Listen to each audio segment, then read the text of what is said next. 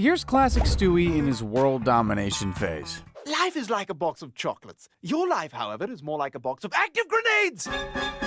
And here's modern Stewie just letting the emotions out in front of his school psychiatrist. Oh, God!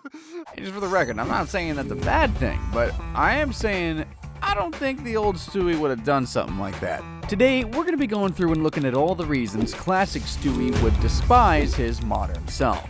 Just to add a little bit more of a definition as to what we mean by classic Stewie, we're going to say that seasons 1 through 4 is classic Stewie, and anything from there forward is modern. Now with that out of the way, let's begin this relationship with Lois. If you guys cast your mind back to the early days of Family Guy, when you think of Stewie, you think of just how much he hates his mom. Stewie, I said no toys at the table. You've impeded my work since the day I escaped from your wretched womb. Like it's a regular thing for him to try and kill her. In the very first episode, he tries to blast her with his laser. Now, I know you all hate eggplant, but... What the deuce are you staring at? Or the time he tries to manipulate Chris into doing his dirty work when he puts a mind control implant in his ear.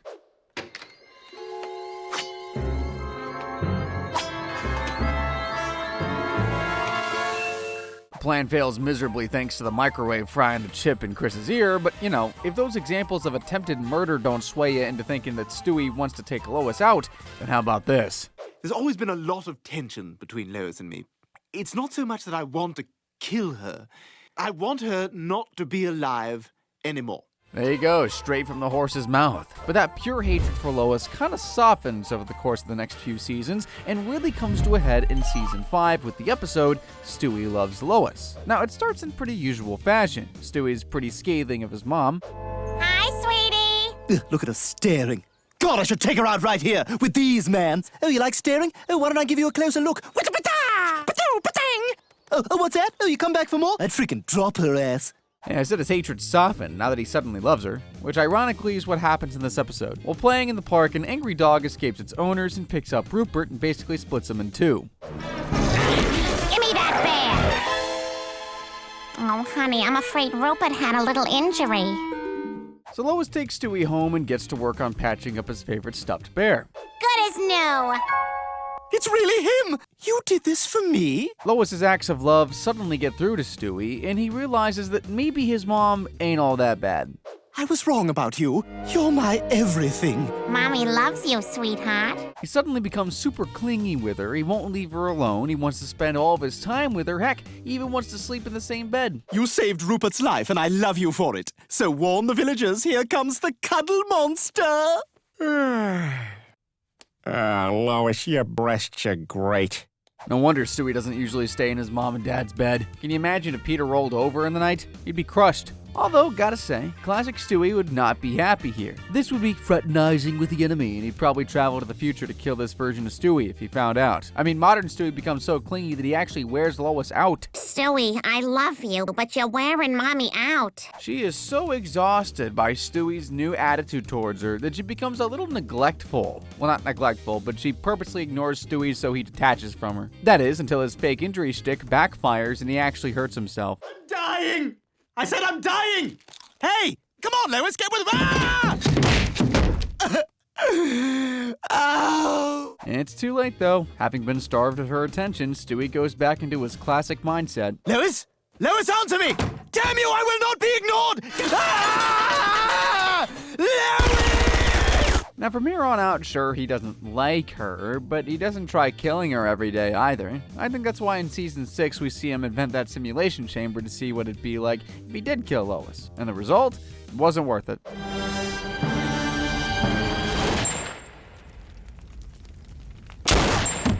Peter, he didn't really set you up for that lethal weapon line. It doesn't really work here. I'll have what she's having. Thankfully, yeah, it is only a simulation, but I guess from then on, Stewie decided that having Lois around is pretty necessary if he wants to stay alive. Although that doesn't stop him from acting like he likes her from time to time. Like he even gets jealous when Lois gives her attention to others. Do what you want with Landon. Just don't do it in front of me, all right? Oh, hi, Landon. How are you today? Ah! I hate you! I hate everything! And then there's also the fact that Stewie gets the perfect chance to let Lois die. Like, sure, his simulation says bad things would happen if he's the one pulling the trigger, but when Diane Sawyers takes Lois to the cliff top to kill her, he could have just let it happen. But no, instead he does this.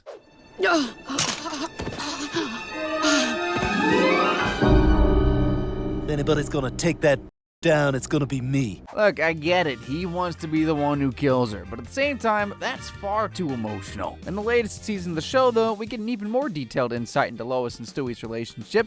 After accidentally eating some of Brian's pot gummies, Stewie's buzzed out of his frackin' mind and spikes his mom's drink. This Chewy Zen is excellent. It's close to hitting that corner. Yeah, it's gonna hit it on the next one. As you can see, they're both pretty out of it. In fact, Lois is so out of it that she can finally understand Stewie. You can talk? You can understand me? Please stop buying the cheap baby wipes. Oh, While high, both of them start to enjoy each other's company. They listen to music, they go to the cinema, and end up at an IHOP where they start to have a pretty big heart-to-heart. I get the feeling that I might love you more than you love me. You're not wrong. Honestly, there was a time when I actually wanted to kill you. I mean, geez, Stewie, you could have sugarcoated it a little. But I guess honesty's the best policy for something like that. Stewie goes up to tell Lois why he always wanted to kill her, and it's not at all what you'd expect. Maybe because you're such a doormat. You let everyone walk all over you. Your husband, your kids, Bonnie. Okay, we're gonna need a little bit more context for that one. I wanted to kill the part of myself that it scares me the most. So I guess what he's saying is that he's afraid that at some point in his life he'd become like Lois. A doormat that people walk all over, and killing her is symbolic of killing that piece of himself. It's like being in therapy. Totally understandable if Lois would be at least somewhat mad about hearing all this, but she kind of forgives him. It's okay. I'm your mom, and my job is to love you to the moon and back no matter what. After that big bombshell heart-to-heart, the pair head on home. The next morning, though, they don't remember much from the night before. Somewhere inside they know, but I guess some things don't need to be said again. Season 1 through 4 Stewie would have leaped at the chance to have Lois killed. At IHOP. Classic Stewie probably would say something like, "You fool, I have merely deceived you into entering this fast food establishment so I can send your hide to Hades." Or something like that anyway.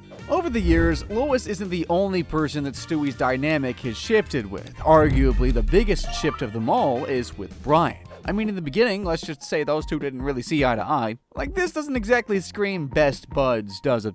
I'm on to you. Oh, yes. You will prance about this house like the cock of the walk. But will you be prancing when there's nothing to prance about? And in the same episode, when Brian's put up to be euthanized, this is how the little guy reacts. Aren't you precious? Lethal injection. Next. What? Well, who's up for a little lunch? Did someone say Tex-Mex? Hey, you gotta remember back in the day, this kid was frackin' ruthless, man. Let us recall how he reacted when he found out Brian was gonna be moving out. Brian, wait! Well, hold on a second. Or how he was when Brian found out not only that his mother passed away, but had been turned into some morbid ornament. Mom! Well, I say, someone must have said a funny because your mother's in stitches. I mean, don't get me wrong, at no point does Stewie want Brian to die or anything, he just didn't like him. He sees him as an extension of the vile woman and the fat man, but the more time they spend together, the more they realize they kinda sorta get along. But telling classic Stewie that modern Stewie's best buds with Brian would come as a shock, I'm sure, especially considering just how close they end up getting. We know that they go on adventure after adventure together, to the past, to the future, to alternate realities. But one adventure we want to talk on specifically is when they get locked in a bank vault. After a night of drinking, the boys wake up and Stewie asks Brian why he keeps gunning his deposit box, and things get a little deep. Well, that's an understatement. I keep it in case I ever want to commit suicide, okay? Yeah, I'm sure all y'all know this episode at this point. The boys have a bit of a back and forth as to why Brian would ever do something like that, but more importantly, Stewie opens up to him too and admits this. You're my only friend, Brian. If I didn't have you, I'd be lost. I don't really care for anybody else, just you. Just comparing that heartfelt scene to the one where classic Stewie is so unmoved by Brian's potential death is kind of cool, actually. Stewie says they do become best buds to the point where Brian's death is something that not only would upset Stewie,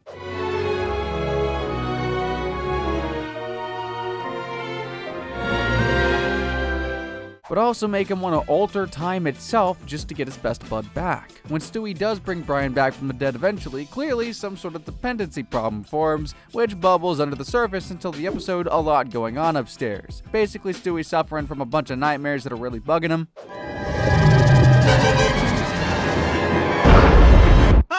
So, to try and get to the bottom of what's going on, he invents a machine that lets Brian enter his dreams to try and kill the monster. I want you to come inside me while I'm asleep. Don't say it like that. Your job is to stop these nightmares by finding that monster and killing him. Little teaser for the next section there, but more on that later. After Brian enters Stewie's dreams and kills the monster that's been plaguing him, we actually find out what was behind the nightmares.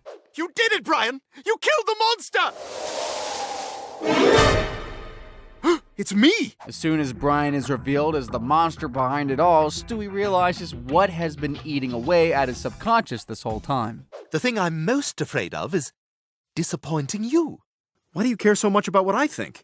You've been more of a father figure to me than the fat man ever has been or ever will be. Thanks, Stewie. Now, while that's all nice and sweet, as seasons tick by, Stewie sort of gets a little weird with Brian. Like, you know, from the time they did an innocent ballroom dance together, which ended up pretty strangely.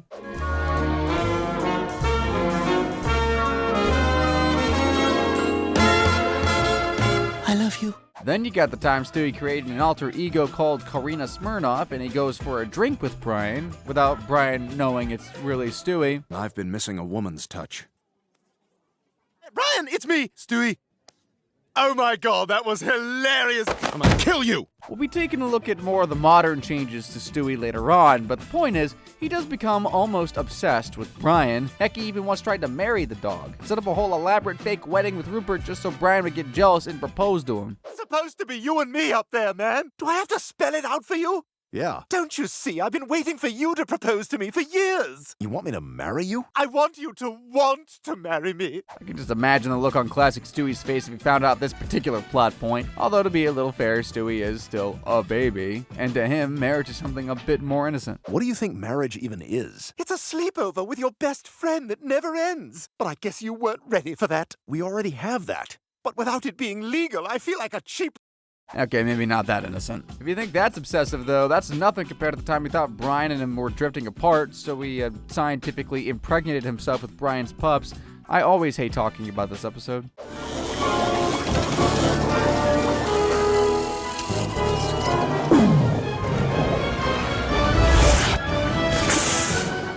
And because it's a super complicated scientific procedure, it's not like Stewie has to wait 9 months to show signs of pregnancy. The guy looks ready to pop in a few frackin' hours.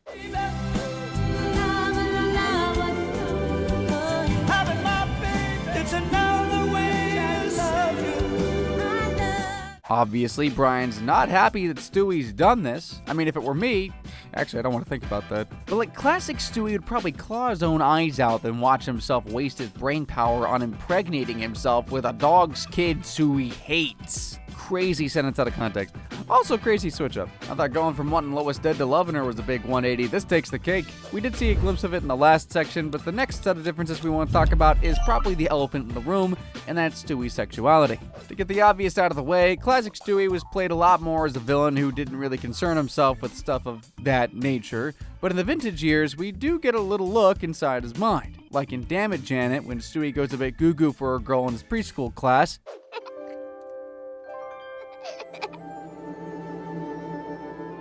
He even tries to woo her with his very own song. Wonderful fling to be flung. I'm going to feel the way I do today. And while she seems to be super interested in him, she's only around for him for the cookies. And if you thought that was a one-off, here's Stewie taking a look at the girls at a funeral of all places. I do her, do her. Do her, do her, do her. As well as liking the opposite sex in the beginning, Stewie certainly didn't hold back when the subject of gay people popped up. In fact, if anything, he was a little bit scathing of them. Like, listen to how disgusted he sounds, and he thought Brian might be coming out to him. There's something I've been meaning to tell you.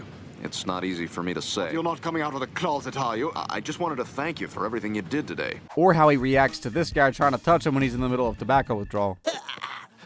Baby needs to suck ash. Not ass, you pervert. Save it for the interns. Okay, for like several reasons, that last clip shouldn't even be counted in this discussion, but I think a better example here is when Stewie was a little outwardly homophobic towards Brian's cousin, Jasper. At first, it's the way he speaks. You think it's clever talking like that, do you? You think it's funny? The workout followed by a romp around a crowded room while the music goes... Then it's when he overheard Jasper and his fiancée having a little alone time. Hey, McButt the crime dog. I heard you and your little chew toy getting it on last night. Ricardo and I were playing Clue, and he got me in the bedroom with a lead pipe. I don't know if he was projecting or repressing things, or both, but as the great William Shakespeare once said, the baby protests too much. Well, the actual quote's lady, but that wouldn't work, would it? Speaking of ladies, though, when we get a glimpse into the future of classic Stewie, we see that it's a future where he's sleeping with women, or at least trying to. I'm sorry, that's never happened to me before. The 8 seconds of or the 40 minutes of crying? I guess both. I mean, shoot, the closest thing we got to classic Stewie being gay is the rest of the interview from earlier where he talked about killing Lois. I sometimes wonder if all women are this difficult. Wouldn't it be marvelous if I turned out to be a homosexual? Funny he should say that, because by season 5, modern Stewie approaches that topic again. But this time he'd suffered even more heartbreak in his pursuit of women. Why can't you just hang out with guys, you know? Do what you would do with women, but with your buddy. They do. It's called being gay. That's what gay is? And get into that he did. Oh my God, Tyler, do you remember this? I do. We've come a long way. We've come a lot of ways. This ain't the only time he's done this. I mean, take a look at the time he dresses up as another alter ego called Desiree to make Jillian jealous that Brian's dating another woman. Oh, Brian, I can't wait till after dinner, because then we'll go home and you can watch me have my period. What the hell's wrong with you? That's not... Brian, I just noticed you over here. Hi, I'm Jillian. Desiree. Got that from Bing, didn't he? You might think he's just dressing up to help a friend out and all that, but no, turns out Desiree comes out to play quite often. Hey, is that Desiree? Stewie does technically swing both ways, but when he finds a copy of Hustler's magazine and well, whatever, just watch this. You can't hurt anyone anymore. Yeah, he isn't the biggest of fans. Maybe he'll change his mind though. I mean, he's always discovering stuff about himself all the time. What am I supposed to do? Stick the whole thing in my mouth? I mean, oh, hello. So when asked if Stewie is queer by Brian, this is what he says. Are you queer? Probably. Classic Stewie would probably hate this aspect of modern Stewie. I mean, we saw him wanting to be gay not too long ago, but then again, he was outwardly pretty homophobic. Of course, he was still probably just in the process of finding himself. Moving on, the next reason why classic Stewie would hate modern Stewie is that he's no longer really evil or has any plans to create chaos. Like the episode I Never Met the Dead Man, it opens up straight away with Stewie being a psychopath. I've got 6 armed men stationed outside Big Bird's nest. And as for Linda, can you count to 3? Oh, indeed I can. 1, 2, 3. And as well as Lois, Stewie meets a new nemesis in this episode, Broccoli. Honey, it's not gonna go away just because you don't like it. The broccoli must die. He's not kidding either. He starts studying his new adversary for weak points. Cold kills broccoli. It's so simple. All I need to do is build a machine to control the global environment. Just to rid the world of broccoli, Stewie's gonna completely change the Earth's climate, making it a vast frozen wasteland. So he gets to work on making a machine that can do just that. And although he hasn't got access to the tools he really needs, when you got a brain as big as his, you make things work. The weather machine is nearly completed.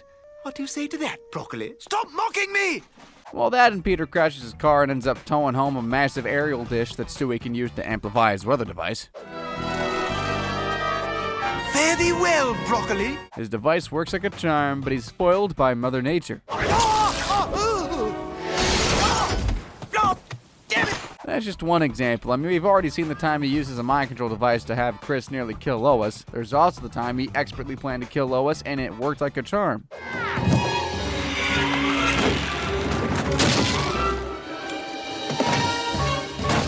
Well, would have worked like a charm, only that death was out of action, so this time around, people can die. Wow, I should really watch where I'm going. What the deuce? And even as he was coming out of the womb, Stewie had already made plans to take over the world, or at least destroy the world, anyway. I don't think we're through here. Is it twins? No, it's a map of Europe.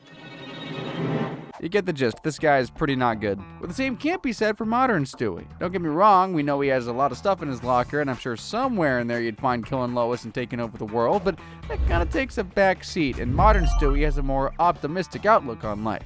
I mean, all he wants to do is spend time with Brian these days. I don't think we're anywhere near Block Island. Oh, I know. We passed that miles ago. Then what about the treasure? 2 friends sailing in the sky in a wicker basket. This is the treasure, Bri. Even when facing off against bullies that kick his sandcastle into dust, Stewie doesn't have that verve he had back in the day. I mean, take a look at this. Hang on. Let me just get this little guy assembled.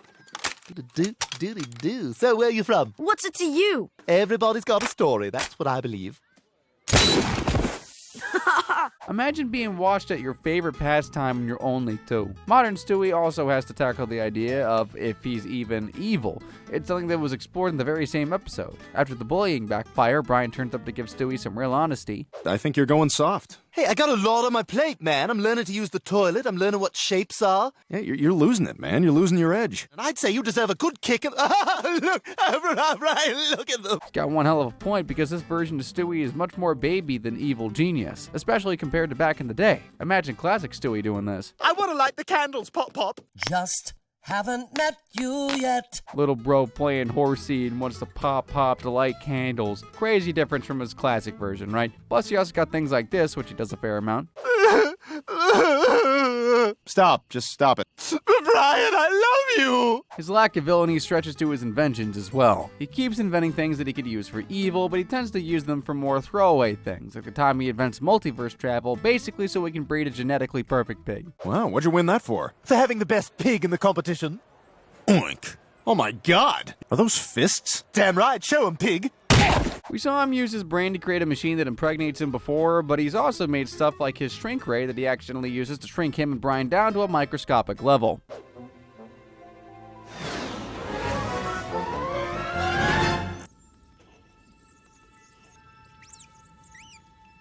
Or like the time he used that big brain of his to make a robot version of Brian so Brian can write a biography on himself. Robot Brian is your biography.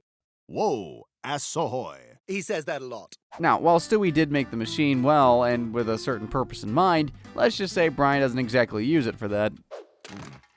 Yeah, this is fine. This isn't weird. I'm a robot you. Lord knows I ain't qualified enough to try and unpack that. But what I will say is, Stewie's not fully a goody two-shoes at all these days. There are still bits and bobs of evil floating around inside of him, like when new Brian openly admitted to abusing Rupert. You don't mess with Rupert. Stewie also went to town on an entire family when he and Brian were Santa for the day. Guess you can say he panicked, but What the hell did you do? Now help me move this guy's body. that's just one family member, though. All right, let's get this place cleaned up. All right, that's the last of the blood. Turns out they got the wrong house, too, so they just traumatized a kid for life. But then again, Stewie's in the art of traumatizing kids, because when the Griffins go to Springfield, he shows Nelson how evil he can be. That's a clown I painted, so you know I'm truly insane. Stewie's got a thing against Nelson, mainly because of how he's been treating Bart, and as you can see from Stewie's clothes, he's a big Bart fan. I bet you're hungry right now. I could eat. Good, because you're going to eat my shorts. The darkness of classic Stewie is still 100% there. But I think like his relationship with Lois, that all changed when he ran into that simulation. As well as killing Lois, he also tried taking over the world by breaking into the FBI and stealing the codes for the global power grid. Once they're under my control, the entire world will be subject to my whims. Go away, you paperclip! No one likes you! It works, he takes over the world and even the White House. Wait, why is that more impressive than taking over the world? It is gross and disgusting and punishable by death. Origami keeps my hands busy and my mind off. Stewie's a good leader.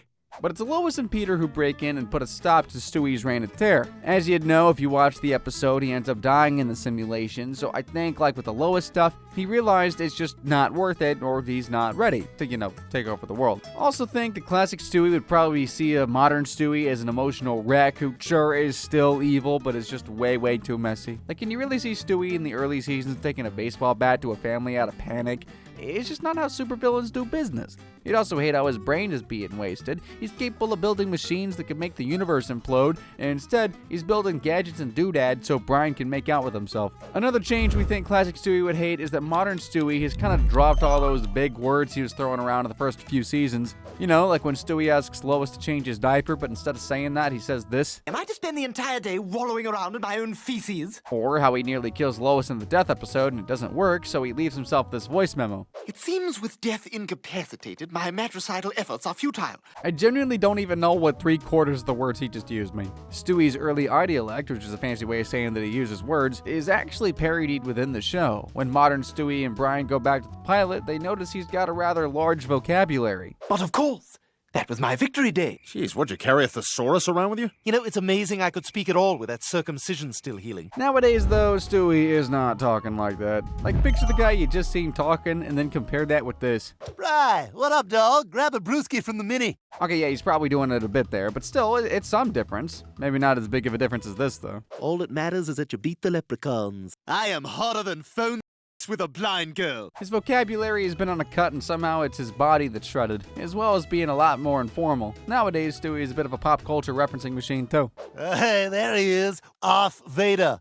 So, how you doing with that thing? I'm doing just fine. I think all in all, classic Stewie would want to kill modern Stewie just as much as he wants to kill Lois. Heck, he'd probably think it's all a sham and that Lois has built this future version of him to manipulate him or something. To go along with his change in vocab, I think there's also a distinct change in how Stewie views life. Like, I think classic Stewie would hate that modern Stewie is whimsical and emotionally vulnerable. Because back in the day, he'd take everything seriously. Like when the family told him it was his birthday and he wrote a note in his diary about it. It seems the domestic overseers are plotting against me. I'm still haunted by the memories of how I came to be incarcerated in that amniotic Attica. Jeez, Stewie, just grab a slice of cake and loosen up a bit. He's scared that the man in white is going to send him back into Lois's womb, so he readies the troops. I offer you the opportunity to join me in glorious battle. Sadly, you will be used as decoys. Now, who's with me? Like, just be a kid for a day, dude. There's no need for all this battle planning. He's even a stick in the mud when he's trying to ask his mom for some help. Or we could do nice corduroys and a sweater. Or you could make yourself useful and wipe my button. And when you combine all this with the fact that he's super serious about taking over the world, like that's the only thing on his mind, how he morphs in the next few years is pretty wild. Compare that with the time modern Stewie and Brian travel across multiverses and end up in the Disney universe. Look how gaily we run. Or how Stoopy is with Rupert these days. Do me a favor and don't wake me when you come up, though. No, you're being a little... Don't go to bed angry. Don't go to bed angry. Hey, he loves his teddy, what can I say? Rupert, you've come back to me! But it's a little more than that, isn't it? I never knew there could be such a thing as a perfect day. I didn't know Rupert was 6'6" and jacked. He hides it pretty well. As you can see, though, there's a ton more whimsy these days with modern Stewie, like with his ad campaigns for Post-Raisin Bran. We're living in a post-book, post-Raisin Bran society and enjoy a bowl of post-Raisin Bran. Post-Raisin Bran. Like Kellogg's, but worse. Or his ad campaign for DiscreetCrepes.com, which is totally super subtle and not at all obvious. Are you a straight adult male who likes to eat crepes? Go to DiscreetCrepe.com, place your order, and within 30 minutes... Pizza delivery for Stewie Griffin? Strawberry banana Nutella. Finally, it's his relationship with himself that we want to touch on lastly, and we get a pretty big glimpse into how he's dealing with things in the episode Send in Stewie, Please. You seem like a very lonely.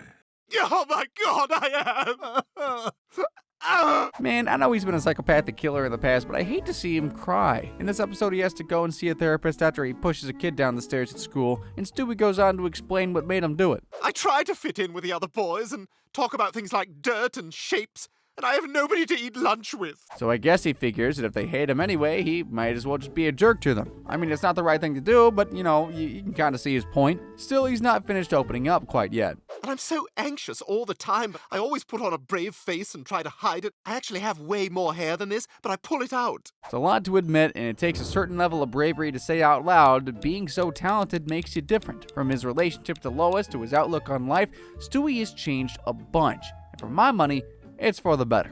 Although I'm not sure classic Stewie would agree. If you liked what you just watched, then why not check out another top class video? We got one prepared for you here. It's popping up on screen right about now, so give it a click. Big thanks to our team that made this video possible, and ultimately, thank you so much for watching.